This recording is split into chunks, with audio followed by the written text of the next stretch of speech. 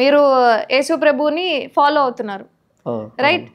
So మీరు follow అవుతున్నారు కాబట్టి మీ తల్లిదండ్రులు ఎవరున్నా, లేదా మీ అక్క చెల్లెలు ఎవరున్నా, మీ చుట్టుపక్కల కుటుంబీకులు ఎవరున్నా సరే మతం నన్ను ఫాలో అవ్వకపోతే వాళ్ళని చంపేయండి అని చెప్పి బైబిల్లో వాక్యం ఉందట.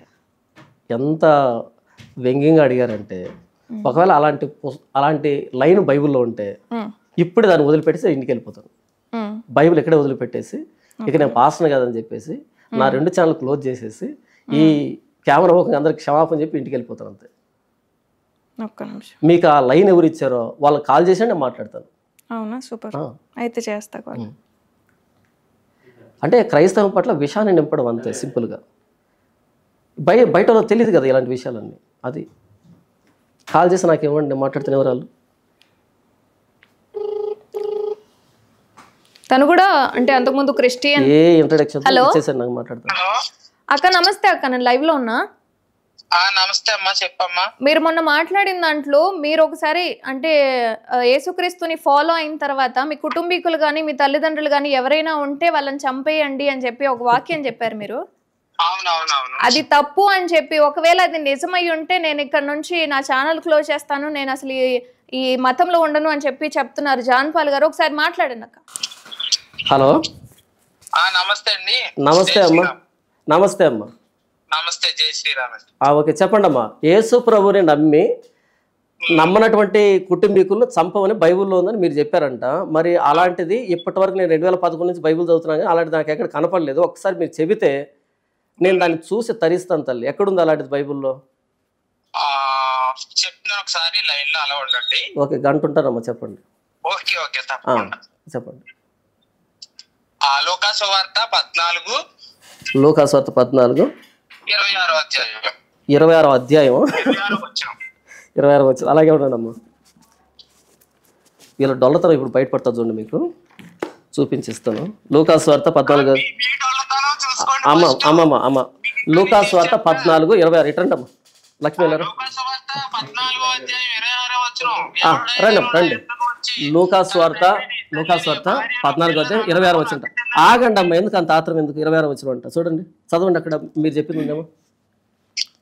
బహుజన సమూహములను ఆయనతో కూడా వెళ్ళుచున్నప్పుడు ఆయన వారి తట్టు తిరిగి, ఎవడైనను నా యొద్దకు వచ్చి నా తండ్రిని, తల్లిని, భార్యను, పిల్లలను, అన్నదమ్ములను, అక్క చెల్లెలను, తన ప్రాణమును సహా ద్వేషింపకుంటే వాడు నా శిష్యుడు కానేరడు. మరియు ఎవడైనను తన సిలువను మోసుకొని నన్ను వెంబడింపని ఎడల వాడు నా శిష్యుడు కానేరడు.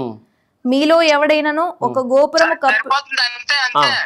ఇప్పుడు మీరు ఏం చెప్పారమ్మా? ప్రశ్న అడిగారు మీరు. వాళ్ళని చంపే కదా. వెతకండి, 100 సార్లు వెతకండి. అక్కడ 100 సార్లు వెతకండి.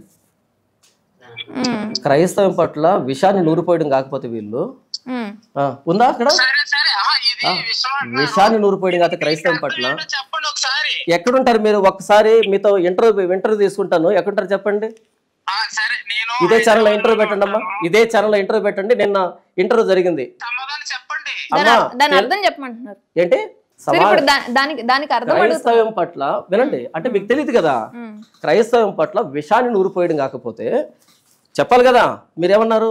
యేసు నమ్మకపోతే అని చంపేయండి అని. అసలు ఎంత దారుణమైన మాట తెలుసా? బైబుల్ గురించి అవగాహన లేకుండా ఈ ప్రవీణ్ కానీ, కరుణాకర్ కానీ, రాధామనోహర్ కానీ, అంటే మీకు తెలియదు లక్ష్మి, మీకు తెలియదు. వీళ్ళు పెద్దోళ్ళు కదా, వీళ్ళు ఏదో చదివేసి ఉంటారని వాళ్ళు ఫేస్ వాల్యూని బట్టి తీసుకుంటారు కానీ ఒరిజినల్ అక్కడ అలా లేదు. Context different. సో ఏంటంటే నా కిడ్నీ అంతా నువ్వే అని ఇలా అన్నప్పుడు నా ఎమోషన్ అంతా నువ్వే అనేటువంటి మీనింగ్ వస్తుంది. మన ఇండియన్ కాంటెక్స్ట్ లో వాళ్ళని చూసామనుకో, అదేంటి కిడ్నీ అన్నాడేంటి అని నవ్వు వస్తుంది. అది అక్కడికి వెళ్ళి మనం చూసామనుకో, గుండె నిండా అంటే ఆ గుండెలే ఉంటుంది, లైన్ రక్తం ఉంటుంది అంటారు వాళ్ళు. సో ఏ కాంటెక్స్ట్ లో బైబుల్ రాయబడింది అనే కనీస స్పృహ లేకుండా ఈ కాంటెక్స్ట్ చదివేసుకొని అపార్థం చేసుకొని ఇదిగో మీలాంటి వాళ్ళందరినీ తప్పుదారి పట్టించడం. సరే, ఇప్పుడు నేనే మిమ్మల్ని అడుగుతాను, మీకు దేవుడా మీ తల్లిదండ్రులా? దేవుడు. ధర్మశాస్త్రంలో 10 ఆజ్ఞలు ఉంటాయమ్మా. మోషే 2 రాతి పలకలు పట్టుకుని కిందికి వస్తాడు సీనాయి పర్వతం నుంచి. మీకు తెలియకపోయినా సరే ఆడియన్స్ తెలుసు కదా. 2 రాతి పలకలు పట్టుకుని కిందికి వస్తాడు. ఒక రాతి పలక మీద 4 ఆజ్ఞలు ఉంటాయి. 4 ఆజ్ఞలు. దేవుణ్ణి ప్రేమించాలి అనే దానికి 4 ఆజ్ఞలు ఉంటాయి. ఇంకో రాతి పలక మీద 6 ఆజ్ఞలు ఉంటాయి. ఈ 4 ఆజ్ఞలు అయిపోయిన తర్వాత 5వ ఆజ్ఞ ఏంటో తెలుసా? నీ తల్లిని తండ్రిని సన్మానించు అని. ఎప్పుడైతే నా దేవుడికి నేను లోబడతానో తల్లిదండ్రుల్ని సన్మానించేటువంటి నేచర్ నాకు వస్తుంది. దేవుడికి నేను లోబడలేదనుకోండి, నేను ఎవరిని ప్రేమించాల్సిన అక్కర్లేదు. దేవుడికే ద్రోహం చేసినవాడు ఇంకెవరికి నమ్మకంగా విధేయుడిగా ఉండడు. దేవుడికి భయపడినవాడు ప్రతి ఒక్కరికి ఎవరి రోల్ వాళ్ళకి ఇవ్వాలనో ఆ రోల్ని ప్లే చేస్తాడు. ఇప్పుడు నేను క్రైస్తవుడిగా ఉన్నాను, నాకు మీరు అంటే ఈ నేచర్లో చాలా జంతువులు కానీ చాలా పక్షులు కానీ, ఇప్పుడు ఉదాహరణకి ఈ బయోడైవర్సిటీలో మనకి ఎండమిక్ ఎక్స్టింక్ట్ ఎండేంజర్ స్పీసెస్ అని వస్తాయి, అంటే జంతువులు అంతరించిపోతున్నాయని. ఇప్పుడు నాకు అలాంటి మాంసాన్ని కానీ ఏదైనా తెచ్చిపెట్టాను నేను తిన్నాను. ఎందుకంటే నా దేవుడు చేసిన సృష్టి అంతరించిపోవడానికి నేను కారణం కాకూడదు. అంటే సృష్టిని కూడా నా దేవుడు చేసినటువంటి చేతి పనిగా నేను చూస్తాను, మానవుడిని నా దేవుడు చేసినటువంటి చేతి పనిగా నేను చూస్తాను. దేవుణ్ణి దేవుడిగా గౌరవించినోడు ఇక మిగతా వాటికి ఏ రోల్ ఇవ్వాలో ఆ రోల్ ఇచ్చేస్తాడమ్మా. మొదట దేవుని ప్రేమించినోడు తల్లిదండ్రులు ప్రేమిస్తాడు. అది అమ్మా. కాబట్టి మొదట తల్లిదండ్రుల దేవుడు అంటే అసలు దేవునితో తల్లిదండ్రులు పోల్చేదానికి అసలు ఆ పోటీలోకి రారు వీళ్ళు. మీరు ఎలా పుట్టారు మరి?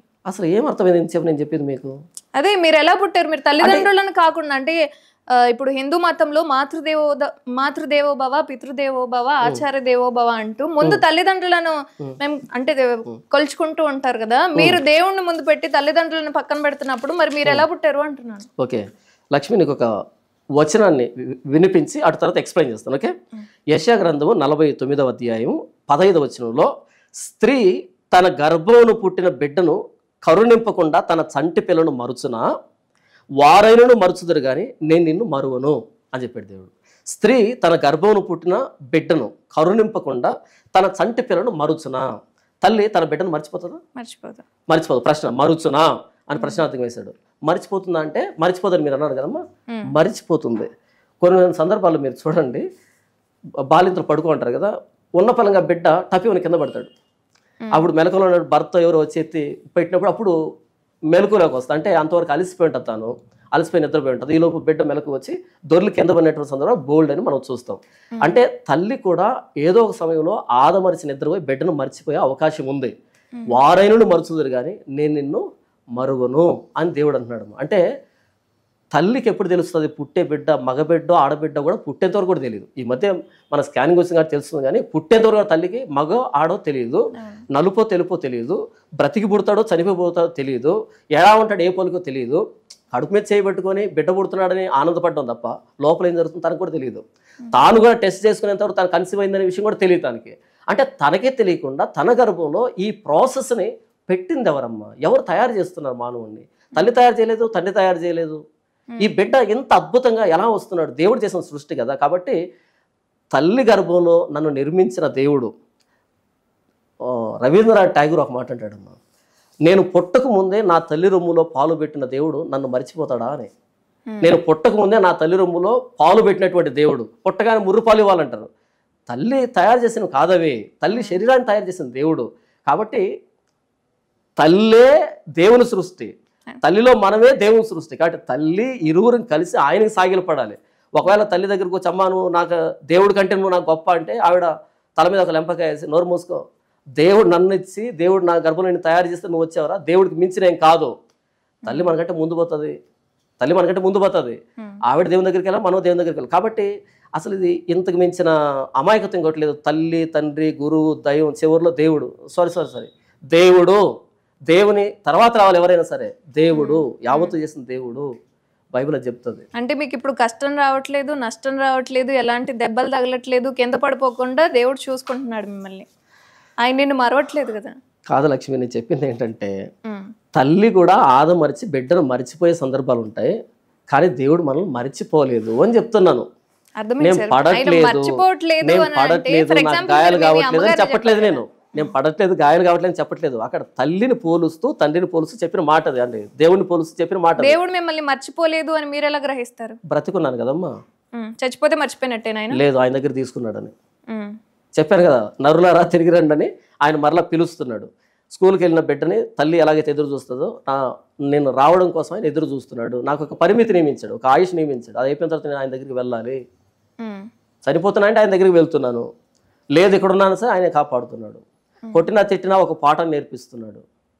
ఆయన ఇచ్చిన జీవితం ఏ దెబ్బ తగలకుండా కింద పడకుండా అసలు జీవితమే కాదు అది, జీవితం.